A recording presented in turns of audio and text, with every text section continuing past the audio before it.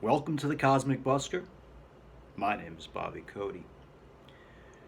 George Washington was from the Galactic Federation, the Count of Saint Germain.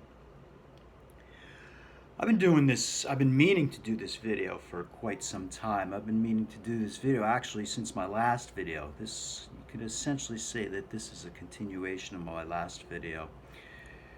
My last video, I made a comment underneath it, and then I replied to my own comment because I wanted to suggest something.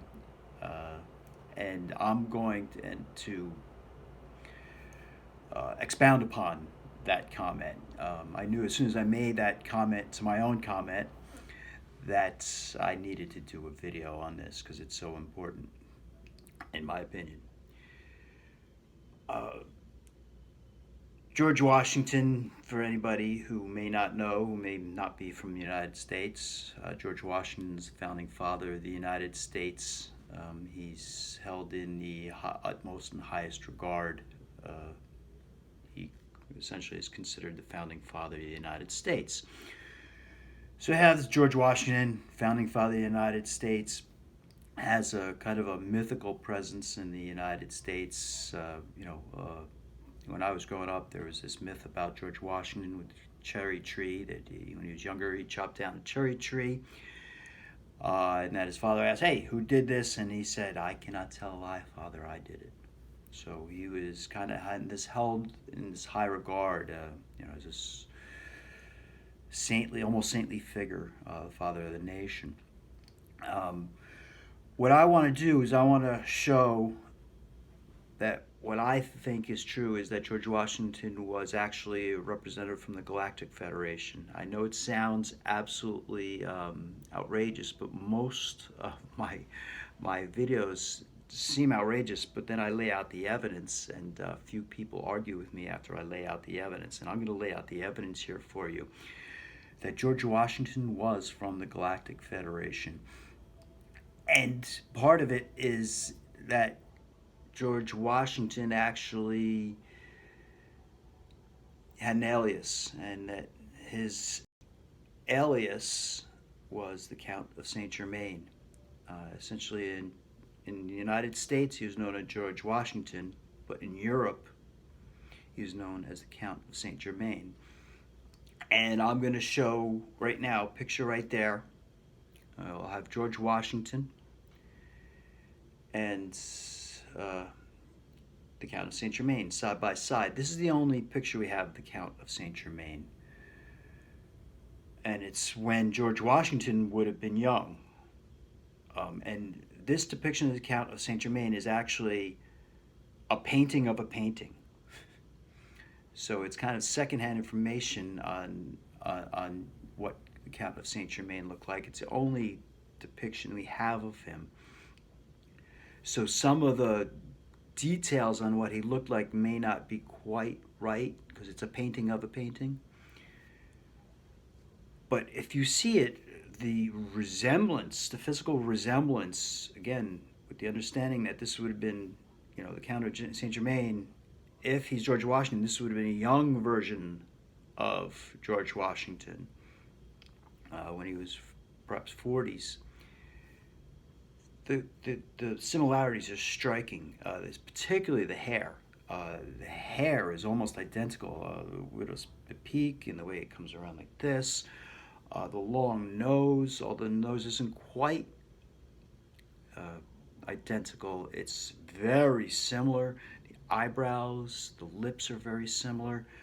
There's a striking resemblance between George Washington, physical resemblance between George Washington and the Count of Saint Germain. But it's more than just a physical resemblance. And once you see all of the parallels between George Washington and the Count of Saint Germain, you'll more than likely come to the conclusion as well that George Washington and the Count of Saint Germain were one and the same person.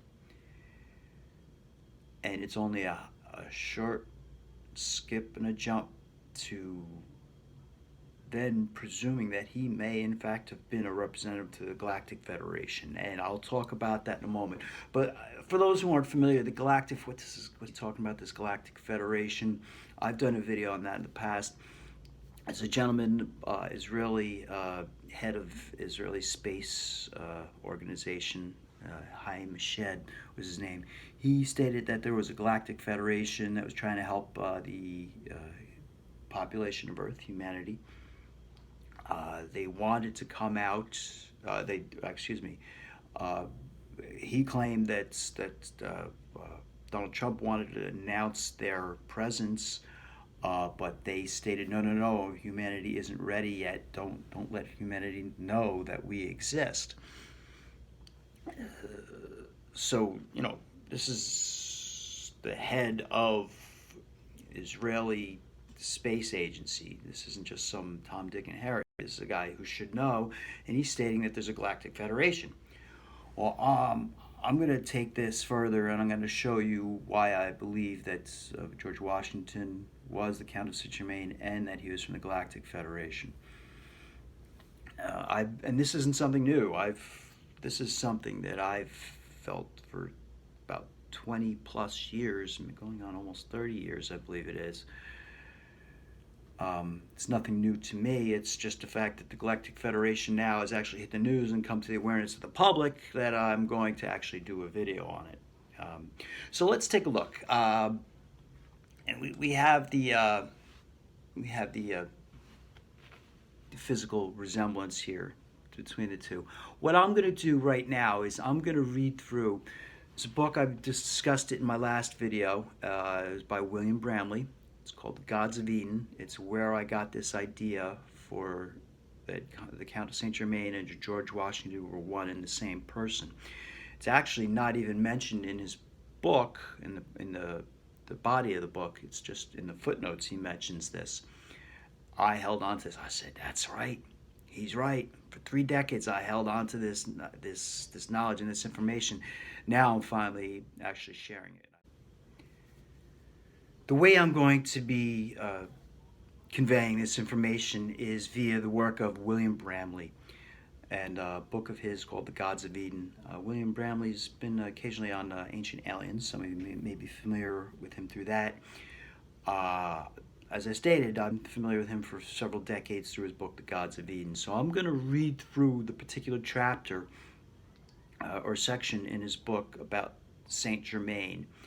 And as I read through this particular section of Bramley's book about the Count of Saint Germain, I'm going to stop occasionally, share some information about George Washington, and parallel this information with George Washington so you can see why I believe that these are the same people. And ultimately, you'll see why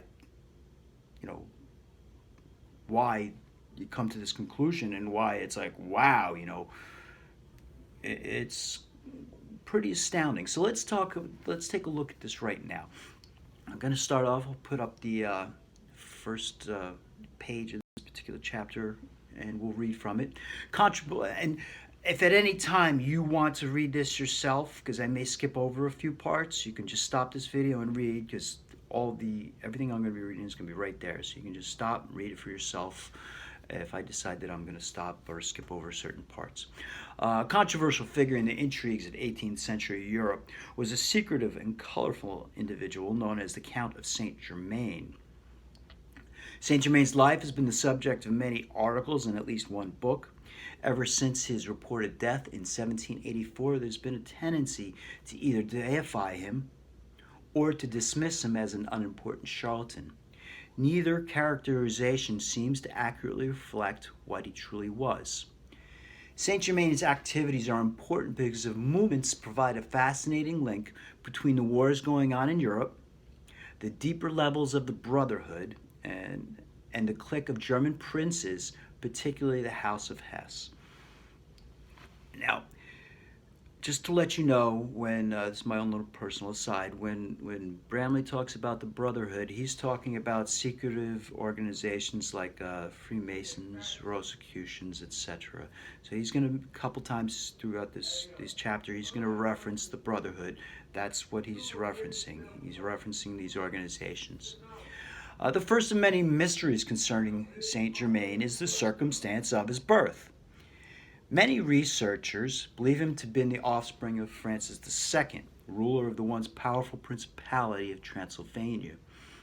Transylvania, famous in cinema as the home of the mythical human vampire Dracula and other assorted literary ne'er-do-wells, had ties to the dynasty in Hesse.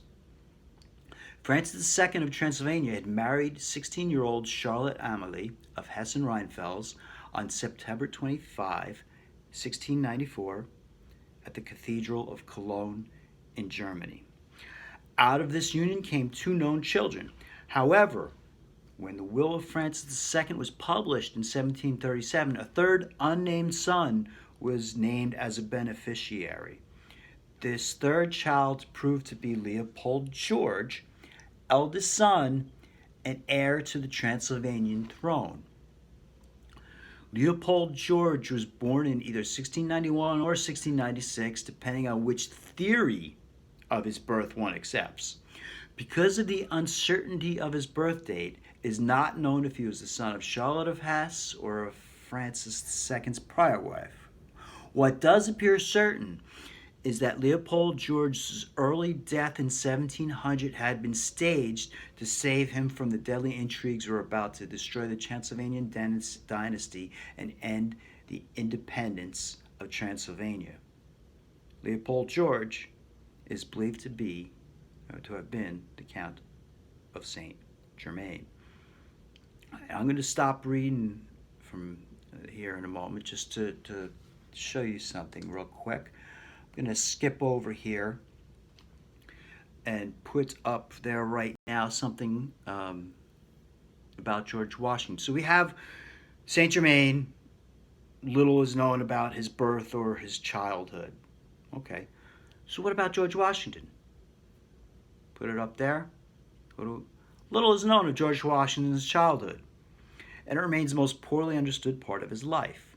When he was 11 years old, his father died, leaving most of his property to George's adult half-brothers. This is important for me because under this hypothesis, George Washington is from the Galactic Federation. They sent an emissary to the Earth. George Washington is from the Earth under this hypothesis that I'm making. Well, if they're going to send this adult dude to the Earth and who's going to take on this role on planet Earth, his beginnings would have to be somewhat unknown and mysterious, right? And hidden. Well, that's what we have in both George Washington and the Count of Saint Germain. Okay? So right there off the bat, it was like, whoa, okay, we have this mysterious beginnings of both of these individuals. And what was Saint Germain's name allegedly when he was first born? Leopold George. George, like George Washington. So there's a lot of really strange little coincidences here. There's a lot more. So as I was doing this, I said to myself, all right, the first thing we got to do is talk about George Washington's education, because if there's going to be records of George Washington when he was young, it's going to be through his schooling.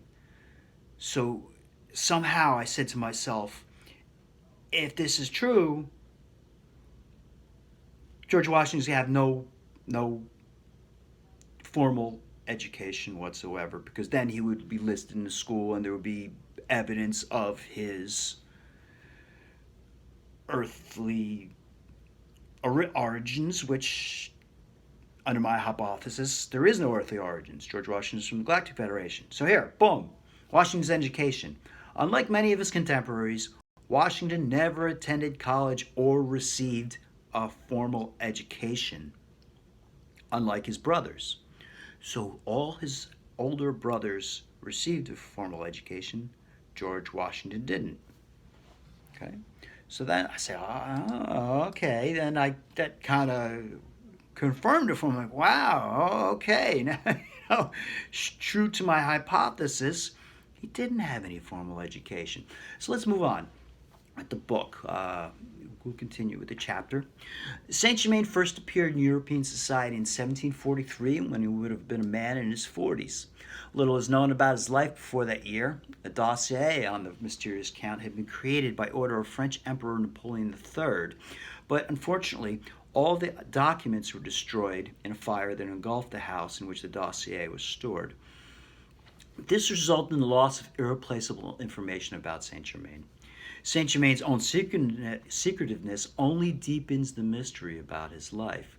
The surviving information indicates that Saint Germain was raised to become one of the most active, colorful, and successful secret political agents of the Brotherhood in the 18th century.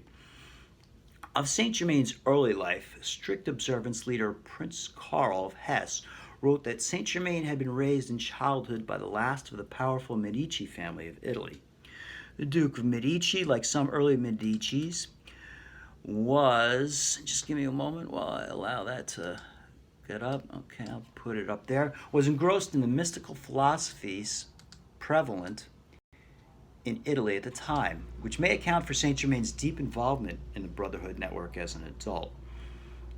While under Medici care, Saint Germain is believed to have studied at the university in Siena. Saint Germain's first documented appearance in European society occurred in England in 1743. At that time, the Jacobite cause was very strong, and the 1745 invasion of Scotland was only 2 years away. During those 2 crucial years prior to the invasion, Saint Germain resided in London. Only glimpses of his activities during that time are available. Saint Germain was a gifted musician, and several of his musical compositions were publicly performed in the Little Haymarket Theatre in early February 1745. Saint Germain also had several of his trios published by the Walsh Company of London. British authorities did not believe that Saint Germain was in London to pursue a musical career, however. I'm going to stop right there because I just want to talk about the fact that he was a musician. And George Washington wasn't. I looked this up, and George Washington didn't play music, said he had no musical abilities whatsoever. Under my hypothesis, I said, that actually, people would say, oh, that proves he's not the same person. No, actually, it's called plausible deniability. Under my hypothesis,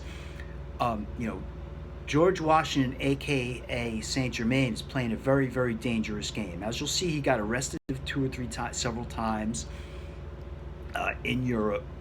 He's playing a very, very dangerous game. And if he was also going to be George Washington in the United States, he had to set up a complete plausible deniability that George Washington, George Washington, I'm not the Count of Saint Germain. Why would you say that? And one of the ways to do that is if there's a significant difference between you, especially if you look alike. Wow, hey George, you look just like that guy Count of Saint Germain. So you need a significant difference between the two of them so that there's plausible deniability, so people aren't going to come and arrest George Washington and throw him in jail in Europe. How do you do that? Well, Saint Germain was a top-notch violinist. Published things, published his music in London, and he would perform, and people were like, "Whoa, he's amazing." So George Washington, Saint Germain as George Washington in America, no music whatsoever. George Washington was said to be very, very poor in music. To me, that's plausible deniability. He did that intentionally. So anybody said, hey, you look just like this guy, Count of Saint Germain. Saint Germain? Who's he? He's this great musician. I mean, he's known all over Europe. I mean, he hangs out with all the different royal families, but he's known for his violin. He's great. And said, no, George Washington said, no, I don't play any music. And people go ask, hey, this guy, George Washington, looks just like Count of Saint Germain. He said, no. George doesn't play any music whatsoever, no violin. It's plausible deniability. So he could say, hey. So let me continue on. That's why that doesn't, to say George Washington played violin, Saint Germain didn't, or vice versa, I should say. it doesn't prove anything. It's just, it would have been a way for him to be safe. Okay. So I'm going to move on now. In December 1745, with the Jacobite invasion underway, Saint Germain was arrested by the British on suspicion of being a Jacobite agent. He was released when rumored letters from Charles Edward, leader of the Stuart invasion, were not found on his person. Horace Walpole wrote of the arrest afterwards. Do I want to read that? Yes, actually, because I want to talk about this. The other day, they seized an odd man who goes by the name of Count Saint Germain, Walpole writes. He has been here these 2 years, will not tell who he is or whence, but professes two very wonderful things. The first, that he does not go by his right name, and the second, that he never had any dealings or desire to have any dealings with any woman, nay, nor with any succubanum or substitute. He sings, plays on the violin wonderfully, composes, is mad, and not very sensible. Okay. The important part here that I want to share was that it has nothing to do with any woman. Now, it doesn't mean that he doesn't communicate with him, doesn't talk with him. That's not what is meant by that. But not have any dealings or desire to do with a woman, it's reference to sexually. Or romantically or sexually. Saint Germain said, I do not have any woman or don't be with any woman. Okay, so let's take a look at George Washington. People would say, he had Martha. Martha was his wife. Yeah, we're not saying Saint Germain, aka George Washington, didn't interact with women. We're saying he didn't have sex with them. And guess what? George Washington and Martha Washington never had any kids. Again, suggesting that, to me, that's further evidence that George Washington and Saint Germain could be the same person, because George Washington, just like Saint Germain, he didn't have kids, so it suggests maybe he didn't have sex with Martha as well. Now, the other way this would also plays in is with, similar with the violin, plausible deniability. Again, George Washington, are you that guy Saint Germain? No. This is Saint Germain. Well, he said you have violin. No, I don't play violin. Would George Washington would say? Well, what about yeah, he's another way for plausible deniability for George Washington would be, oh, this guy Saint Germain, you said he doesn't have anything to do with any women. I'm married to Martha. So it's plausible deniability again, even if George may not be doing the hanky-panky with Martha, but evidenced by the fact that they have no kids, suggesting that he may be Saint Germain because they got no kids. Anyway, so let's continue on. After his release, Saint Germain departed England and spent 1 year as the guest of Prince Ferdinand von Lobkowitz, first minister to the Austrian emperor. So this guy, Saint Germain, is going to all these high-ranking everywheres all over the place. The War of Austrian Succession was still raging at the time, in which Austria and England were allied against France and Prussia. During this visit to Austria, Saint Germain was introduced to the French, sorry, I just got to turn the page real quick, to the French Minister of War, Marshal de Belle-Isle, who in turn introduced Saint Germain to the French court. This is an intriguing sequence of events. Here we have a man arrested as a suspected enemy of England during a time of war, who then immediately went to stay with a top minister of a nation, Austria, which was allied to England. During that stay, the same man then befriended the minister of war of a nation, France, which was an enemy of Austria. Saint Germain's political contacts on all sides of a raging war were remarkable. What Saint Germain did for the next 2 years after leaving Austria is not certain. Saint Germain reappeared in European society again in 1749, this time as a guest of King Louis XV of France. France, a Catholic nation, actively supported the Jacobite cause against the Hanoverians of England. France was also involved in many other foreign intrigues. According to a lady of the French court who later wrote of Saint Germain in her memoirs, from 1749, the King Louis XV deployed him, Saint Germain, on diplomatic missions, and he acquitted himself honorably in them. King Louis had gained fame as an architect of 18th century secret diplomacy. The acceptance of Saint Germain into the French court and his work for the French king as a political agent is significant for several reasons. First, it points to the important role that Brotherhood members have played in the creation and operation of national and international intelligence networks throughout history, a matter we will consider in more detail in later chapters. Secondly, as a Catholic, King Louis XV adhered to papal decrees. The papacy was hostile to Freemasonry. Indeed, Roman Catholicism and Freemasonry are both factions with origins in the Brotherhood which have long opposed one another. In 1737, Louis XV issued an edict forbidding all French subjects to have anything to do with Freemasonry.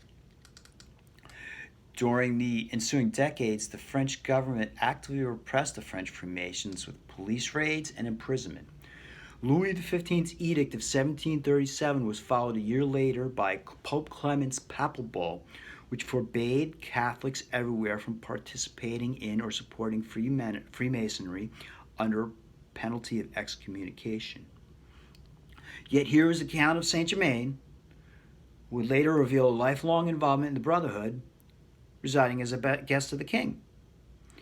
The likely explanation, based upon the known facts of Saint Germain's life, is that he was not so much a Freemason as he was an agent of a higher brotherhood. It is also unlikely that the French king understood Saint Germain's role in the Brotherhood network. Saint Germain's exact activities from 1749 through 1755 are largely unknown. In 1755, he made a second trip to India. He went with English commander Robert Clive, who was on his way there to fight the French. India was a major theater of war in which a great deal was at stake. Commander Clive was an important leader on the British side.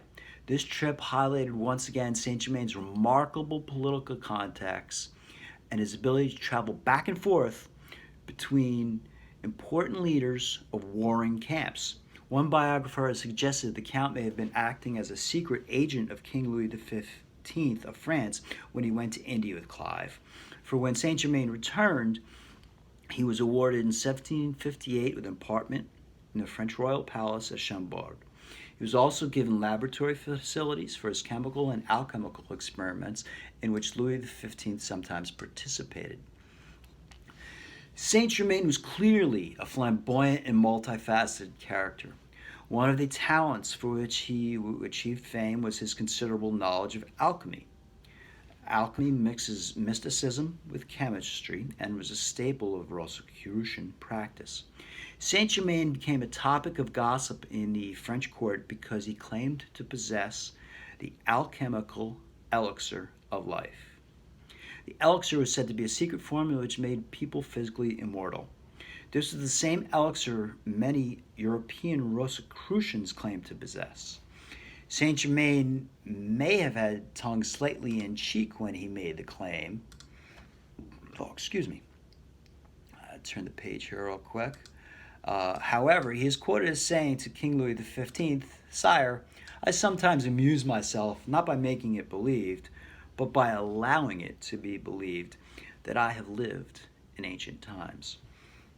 Now, I want to just let you know real quick that those people who have come out with information regarding, this is my own aside, regarding aliens and the Galactic Federation, etc., they all state that these creatures from elsewhere, from the Galactic Federation, they have very long lives, 1,000 years or even longer. I'm operating under the hypothesis that George Washington, as a representative, or we could count Saint Germain as a representative of the Galactic Federation, came over here when he was in what would have been his Middle Ages. 5, 6, 700 years old, though. And at his life, or even maybe even older, I'm operating under that assumption. So I'm operating under that assumption. And when you understand that, that's when you can kind of piece all this together then in a better way, with understanding that it doesn't have a normal lifespan. Its lifespan is much extended. So let's continue. In 1760, Saint Germain left France for The Hague and Holland. This trip was made during the height of the 7 Years' War. Holland was a neutral country during that conflict. Exactly what Saint Germain was trying to accomplish in Holland remains debated even today. After declaring himself to be a secret agent of King Louis XV, Saint Germain tried to gain an audience with the English representative at The Hague. Saint Germain claimed that he was there to negotiate a peace between England and France. However, the French foreign minister, the Duke of Choiseul, and the French ambassador to Holland, Count d'Offry, had not been notified by their king about Saint Germain's purported mission.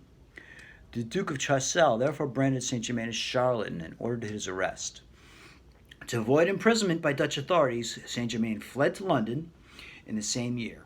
Saint Germain's escape was aided by his influential friend, Count Bentinck, the president of the Dutch Council of Deputy Commissioners.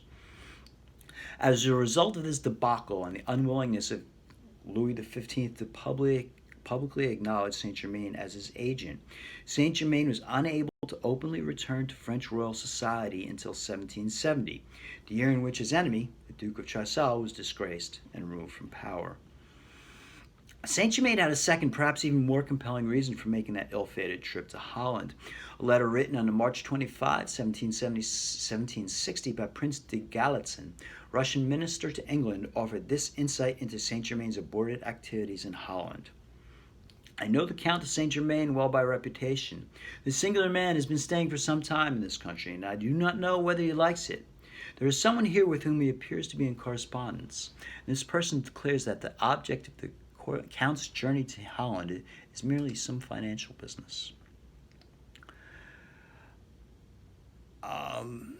Skip over that. So we've got to turn this page real quick.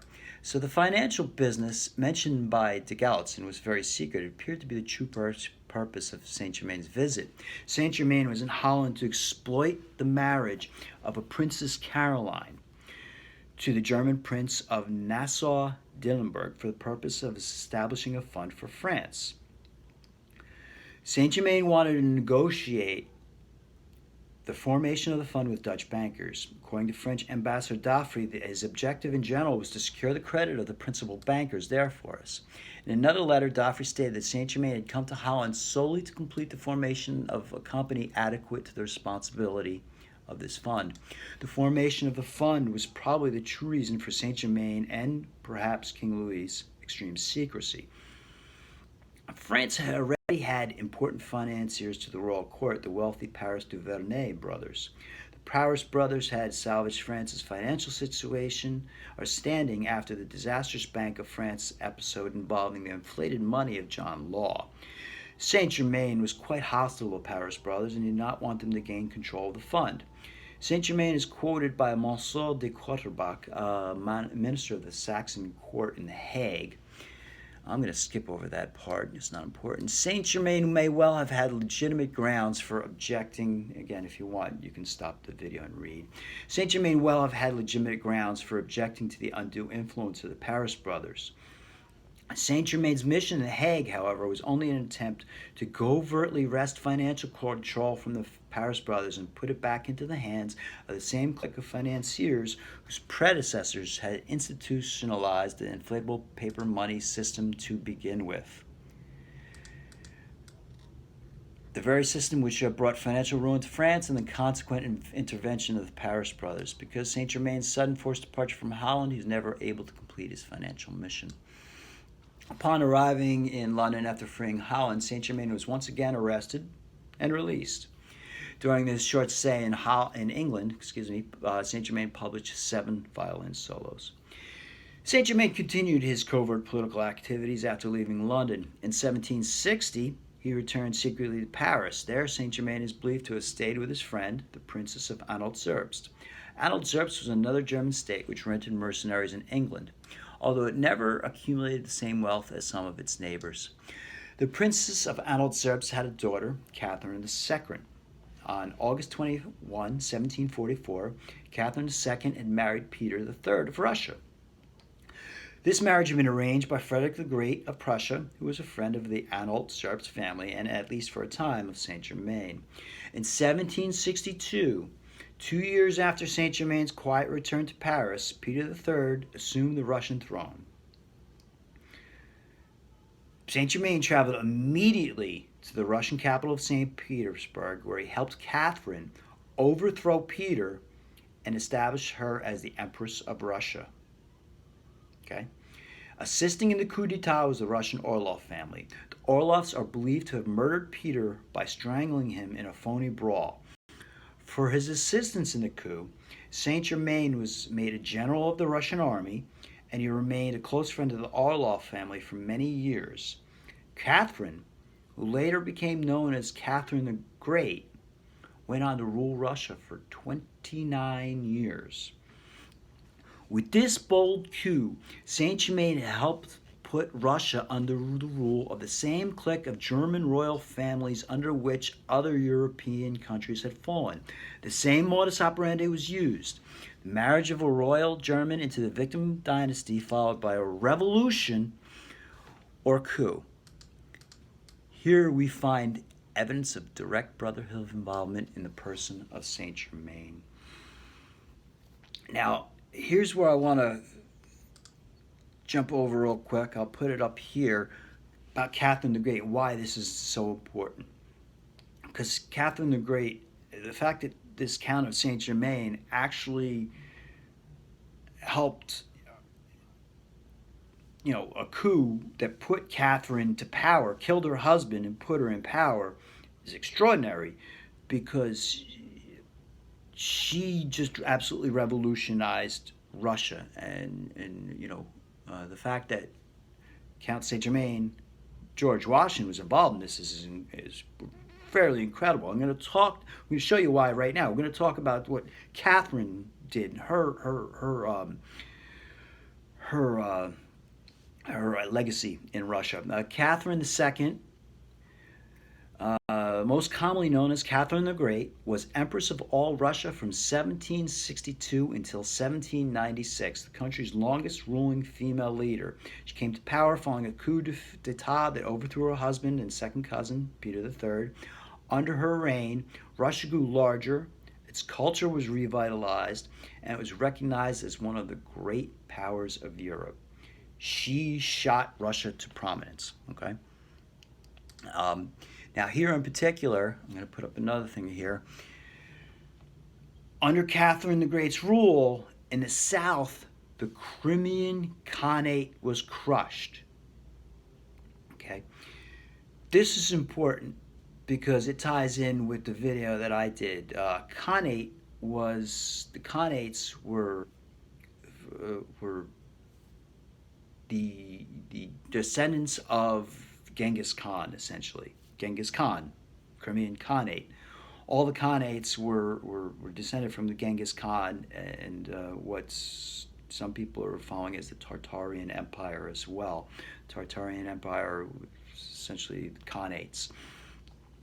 So here we have Saint Germain going in, putting in a coup to put Catherine the Great in there, and then what she do? She goes boom, and she destroys one of these Khanates. Under my hypothesis, that I've been operating under, is that Freemasonry was instituted as an opposition to the kings and any type of authoritarian structure, and Roman Catholicism as well, which was mentioned earlier in this particular chapter that we're reading. So, Count Saint Germain went to Russia to put Catherine in to take down the Khanates, to start that, because as I talk about in those Genghis Khan and Tartarian videos I've done before, Russia comes in and takes over all of these Khanates, and that's what Russia is now. Russia was just one tiny little time zone. Now it's 8 time zones or more. I think it might actually be 11 time zones, I believe. I found out after I made that video. And, other than this one time zone that Russia initially was when Catherine the Great started, wow, those other time zones, what were they before Russia took them over? They were the Khanates.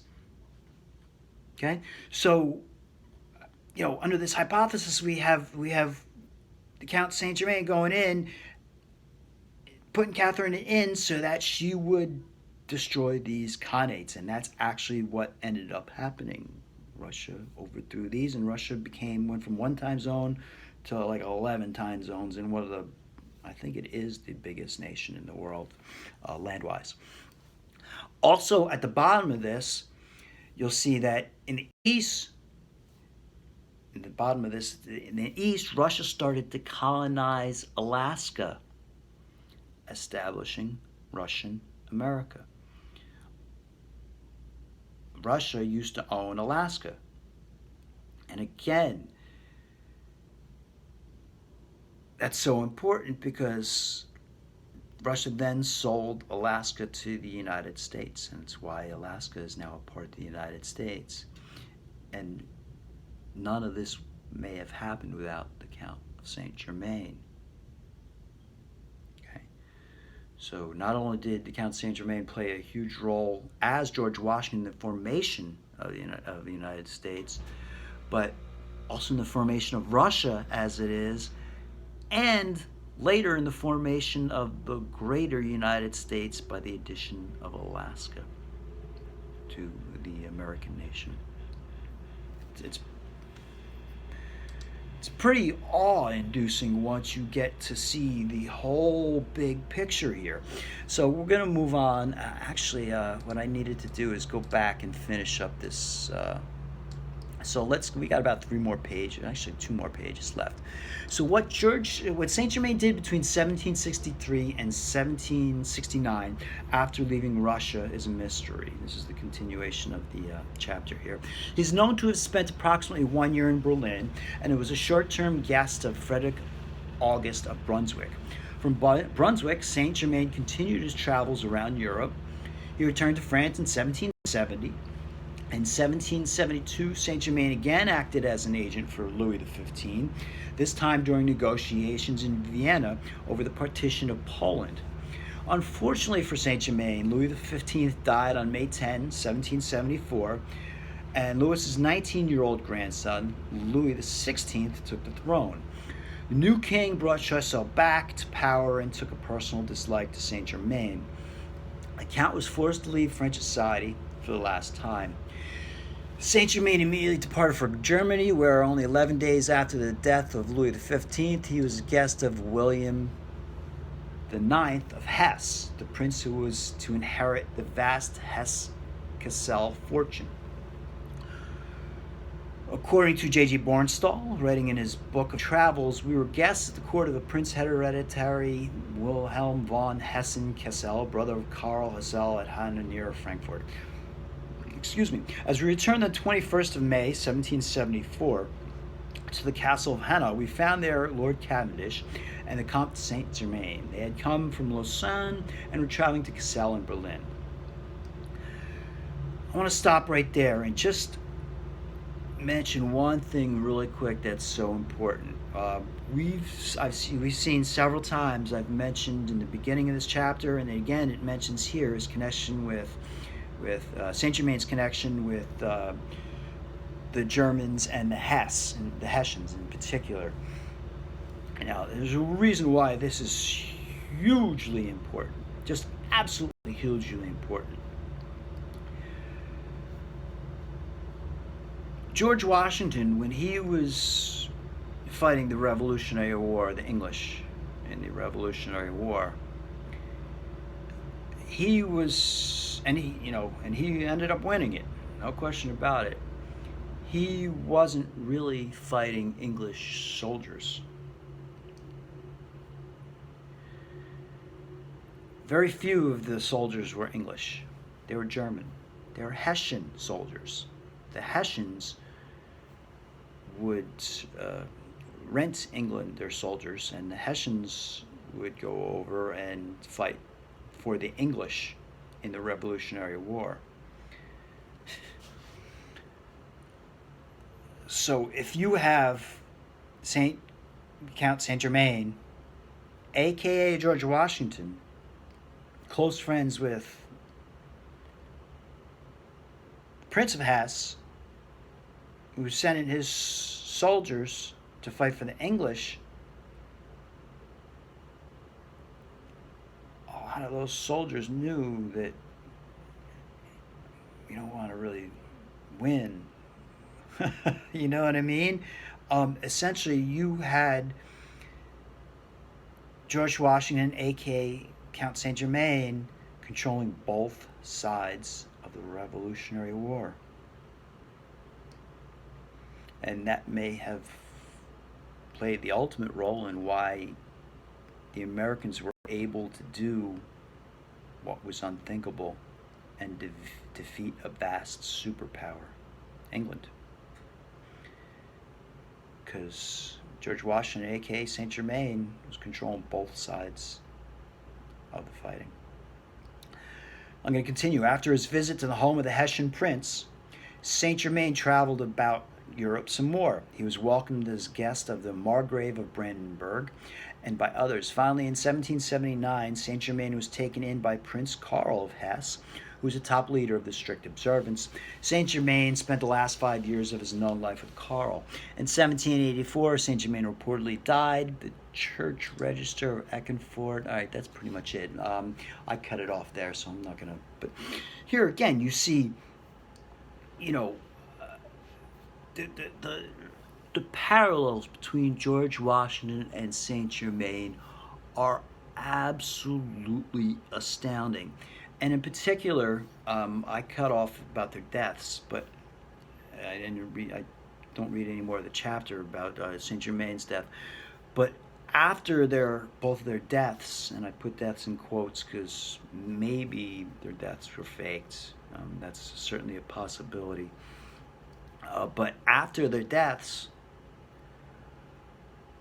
both George Washington and Saint Germain were deified. If those of you who have read Dan Brown's work, he's a very famous author. One of the books I think is called The Lost Symbol. It talks about what's called the apotheosis of George Washington. What's the apotheosis of George Washington? Apotheosis means taking a human and deifying him or making him a god. George Washington was deified after his death. And Dan Brown in his book talks about this in The Lost Symbol. And in the Capitol Rotunda, there's actually a painting on the ceiling. I'll put it up here now. It's called The Apotheosis of George Washington. It shows George Washington up in the heavens, seated on God's throne with 12 maidens around him. So we have this deification of George Washington. We also have a deification of the Count of Saint Germain. The Count of Saint Germain was deified in particular by a group called the Theosophists, which is a quasi-religious group started by a woman by the name of Madame Blavatsky, who was a contemporary and of Einstein, who was a big fan of Madame Blavatsky. Okay, so she's not just some woo-woo person. Einstein was a big fan of Blavatsky and Theosophy as well. One of the reasons is because Theosophy claimed that I can't remember the exact quote from Theosophy, but it's something like that the highest form of religion is truth. And there's no question about that. So the Theosophists deified Saint Germain. They it was the apotheosis of Saint Germain via theosophy. So again, the parallels between Saint Germain and George Washington, aside from the fact that they both lived during this century, the 1700s, they both looked similar, as I showed, and I'll put it up there again. They both have unknown early childhoods and births. Um, they both have these amazing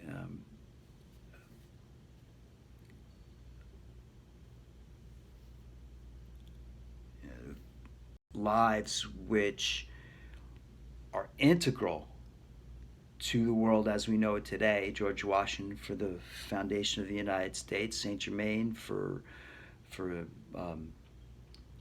the creation of what Europe is today, and for what Russia is today as well. Um, so many parallel, and then the deification of George Washington and Saint Germain. I, it's hard to argue that they're not the same person. Um, I'd be interested if there's other people who've done really, really deep work on this regarding, in particular, about the life of George Washington. I'd be interested to see what anybody had to say about this.